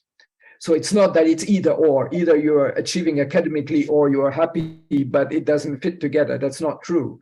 Actually, happy children learn better than unhappy children. So, like you can force someone into learning very intensively and for a short time, but it cannot last because it's too much pressure, right? But there's a natural tendency in children. They want to learn, they want to develop, they want to improve. And if you create a friendly environment, it helps. Also, if you put competition at the core of teaching, so like who's the best in the class, yeah. So you create additional pressure. So a few will succeed and be very proud of that, and then others will be left out. But if you create an environment of collaboration and solidarity, where students support each other, help each other, and feel we succeed all together. It's not about me succeeding alone and beating everyone else, but we need to succeed all together. And if I'm better at one thing, I can help my friends, and it's valued that I'm supporting my friends. Then you create the kind of environment where the children also learn the skills that they will later need in professional life. Because as soon as you get into the job, into professional life, people expect you to be team players, to know how to collaborate, to know how to communicate, and so on. But in school, you learn to, do it for yourself alone. And in real life, alone, you cannot reach anything. You need to be a good team player.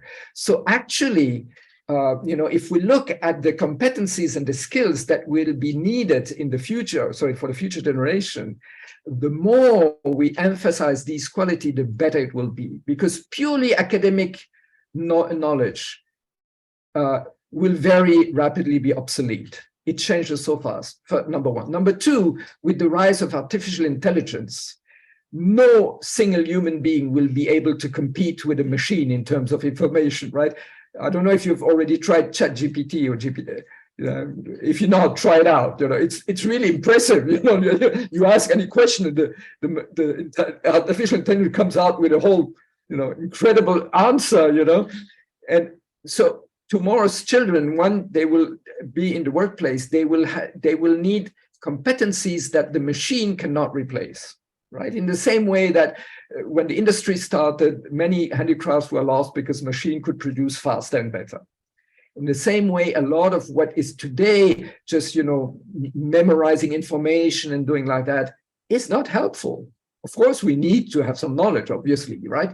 But the main emphasis should be on this kind of skills that machine will not be able to develop, that are uniquely human. And these are like emotional, social, ethical, innovation, creativity, artistic qualities and things like that, collaboration, solidarity. So all the things that we work on Happy Schools is not contradictory to, on the contrary, it enhances academic achievement and gives it a more meaningful dimension.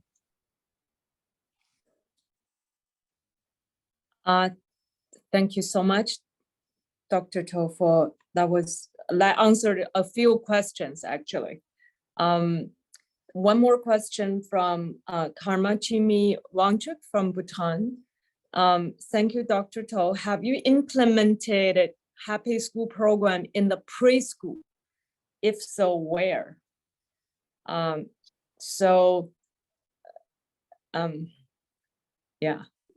Yeah, so for instance, preschool, so kindergarten and like that, yeah. So I think in preschool, it's the easiest because actually in kindergarten and in preschool, one should really not focus on academic knowledge. That's much too early. And I think a very good example of a good preschool model is the Waldorf kindergarten, where the whole emphasis is on just playing and creativity and artistic activities and social activities. And, I think one of the most nonsensic thing is to think that little kids, 3-4-year-olds should already learn to, to deal with tablets and computers because then they will be ahead of the others once they come to school. I mean, that's really not what little children need. Little children need to move, to play, to be creative, to be in nature, to enjoy, and Waldorf kindergarten for me is the best example. We have in our community in Vietnam, we have a inclusive kindergarten where we have both children with special needs together with other children, and the whole kindergarten is based on playing and arts and creativity and fun, and it works really well. So I would say Happy Kindergarten is a natural kindergarten. You don't have to do anything specific. It's just, if you really are aware of the needs of the little child, then naturally the kindergarten, you don't have to make an extra program. It's just, it's just the nature of the young child. But the problem is, oftentimes we forgot what the nature of the young child is. The nature that the kid needs to be in nature, needs to be in a beautiful environment, harmonious environment, not overstimulated, not being pushed to learn too early, but really to unfold naturally. So yeah, I think preschool is a good place to start with the Happy School mindset, I would say, right? But not pushing it too much into programs, but just letting it evolve naturally. Thank you so much, Dr. Tho. And we have two more questions. This one is from Grace Zozo Brado Ha. Would it be correct to say that wherever GNH is initiated, the chances of its really taking root or succeeding to be a catalyst for change are highest if it is supported by the people in the upper management decision-making levels, like the king in case of the country of Bhutan, the CEO in case of BTS in Vietnam? So in Bhutan, it's a very unique situation because it was really, His Majesty, this king himself, who wanted to bring it. And those of you who know Bhutan know that the people of Bhutan have a tremendous love and respect for their king, rightly so, because he's like a visionary, like a bodhisattva kind of figure. And therefore, it was natural for the people to follow, the king in his vision. But if I look at Europe, it's very different. In Europe, people don't trust the politicians. So I don't think that if that the politicians have so much say, although now, the Prime Minister of Bhutan went to visit Germany, and the Chancellor of Germany, Olaf Scholz, got really interested in gross national happiness. So we'll see if, and I did publish a book in German on gross national happiness. It will be given as a present to the Chancellor. So we'll see if he will do something with it. But my experience in Europe is that it's more a bottom-up movement. So in Switzerland, for instance, now one in the canton, which is like the equivalent of a state, like in the US you have states, and in Switzerland you have cantons, like province. In the canton where I live, now they have actually the state parliament has voted to implement gross national happiness indicators to measure the development of the province. But that was a bottom-up movement from citizens, and then some elected officials pushed that, and now it's been voted and will be implemented. And I think that in most countries, Western countries or developed countries, I believe more in a bottom-up citizens movement, pushing, than I don't know how many enlightened prime ministers and presidents we have in Western so-called democracies. So I more believe into a bottom-up movement of engaged citizens. This being said, for companies, because we've also been working in a lot of companies, it is true that in a company, it is important to have the senior management on board. I just 2 days ago, I finished a course for 70 senior managers and executives from a big company in Vietnam, and the CEO was there, and having the CEO there made a big difference in terms of all the participants knowing that the company is serious about implementing GNH. So the senior management is important, especially in companies, because companies are very, pyramidal. So if the CEO gives a strong message, then it has more chance to be implemented. But in politics, I think it's more about bottom up. Thank you very much. So we have one more question from, where is the question?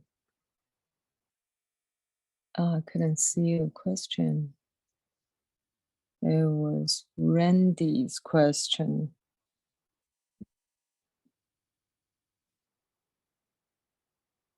All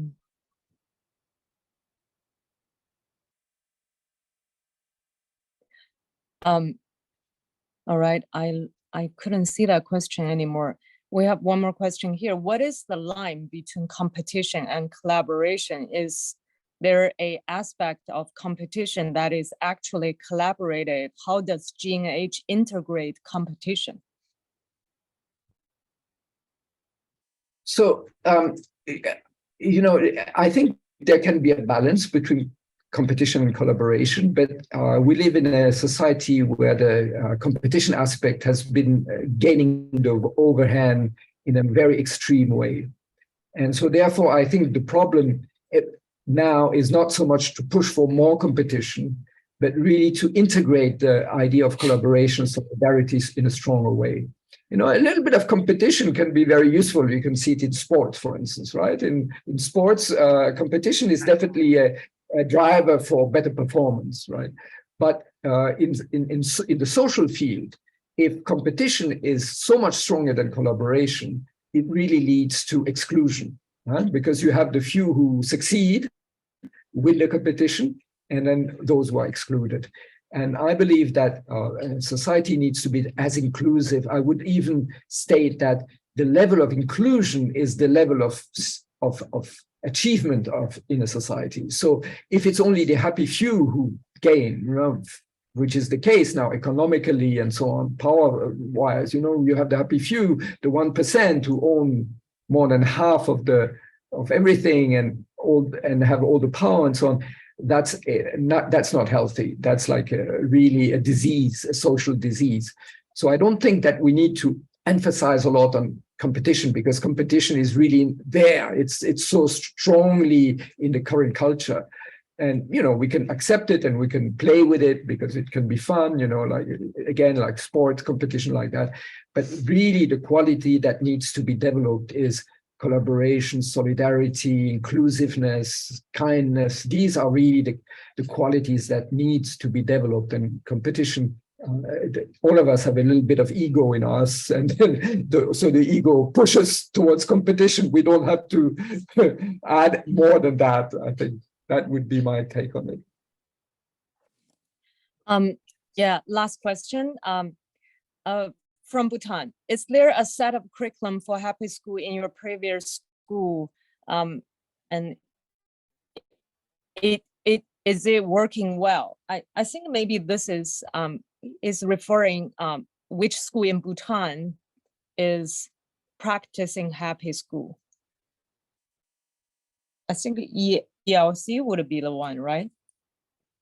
Definitely ELC is one of the schools. We have been working with several schools in Bhutan, but now, when I left Bhutan, we had not finished yet formulating the curriculum that we use now. So I'm not aware that, I don't really know how it has continued, developing, because I've not been in Bhutan now for the past 4 years. So I know that Deki from ELC is continuing in this. We had also very good collaboration with the high school in Punakha, in Punakha. But honestly, I think probably Mr. Kezang is more the person who would know about the situation in Bhutan right now, because now we've been working mainly in, as I mentioned, in Vietnam, in Germany, in Switzerland, and just also because of a question that was formulated earlier, we are in the process of developing the online version of the Happy School curriculum. So once this is available, I will let you know. We start with the Vietnamese and the English version, but it's the English version takes a little bit of time because we have started with the Vietnamese one. But I think within a year or so, we should have a full online version. People can, and it will be a free. It's like it's not a for-profit, or it's everything is like. Just open source, everything is available. Wow, that's the happiness news we've heard. So there's I can sense from our participant today that they really would like to know, before the free online Happy School training is available, if someone want to get in touch of any of your future training in the coming year or so, how do or any books, and I will email everyone with the recording and all the book links of Dr. Tho's and website. But if you have any opportunity within your plan that is open invitation to all the teachers here today, or maybe you can share with us. Yes. So unfortunately, right now we don't have any open program coming up. I did finish a book called Happy Children not a long time ago. It's going to be published in Vietnam very soon. I don't know yet. It isn't, the text exists in English, but I don't have a publisher yet. I'm still waiting for an answer from my previous publisher, which is Parallax Press, who published the book A Culture of Happiness. So if you have any connection to a publisher who is interested in pedagogical books, then the text is already ready, but it still needs to be published. So I think once it is published, it gives a very complete overview of everything, and much more detailed, of course, than what I've shared today. But so far, it's not yet available. And definitely on our website, we are updating when we are giving courses. But right now we are, we get so many demands that we are a little bit tight with resources. Okay, so thank you again for hosting me. It was a pleasure. Yeah. As I want to thank Dr. Tho, and I know everyone has more questions. Because based on the last survey, and everyone is, it seems all the teachers or participants is kind of low in self-care stage. I would ask for everyone today, what advice you can give to all the teachers, educators, parents who are on this panel today with you, the webinar, a basic advice before they can access to your free Happy School training. What advice can you give them to keep up a little bit their well-being level?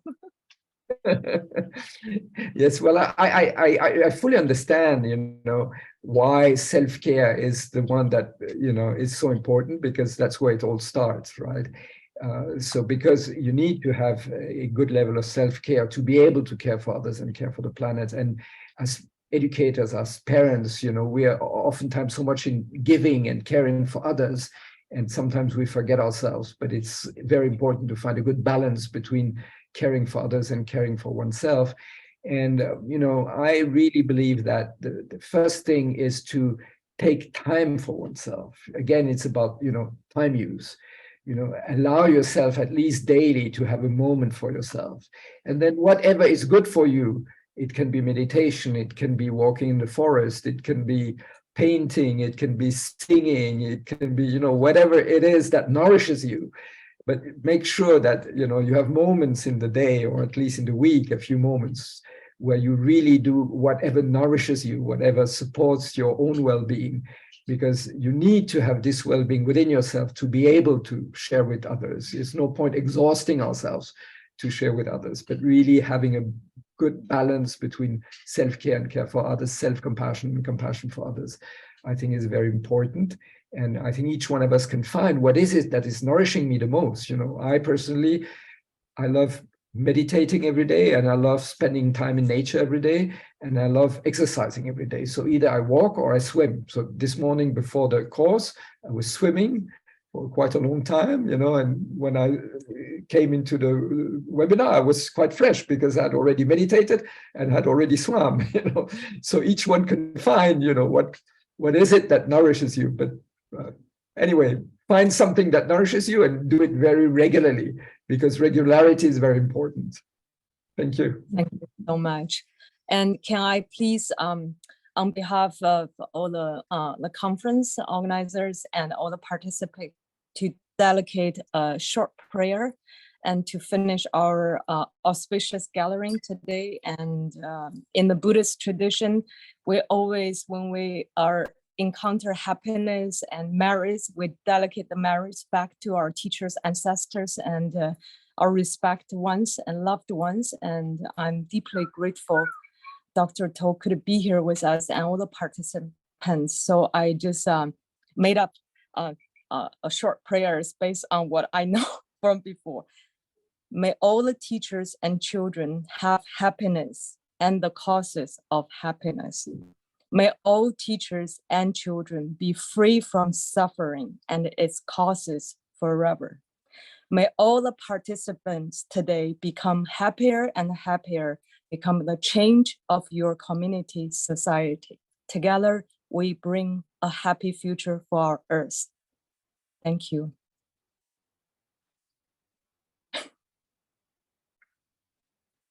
Thank you, everyone. We will send out a link of our recording, and I wish everyone a happier life from today. Thank you. Thank you, Dr. Tho. Thank you, Gasang. Thank you, Dr. Tho. Thank you, everyone. Thank you.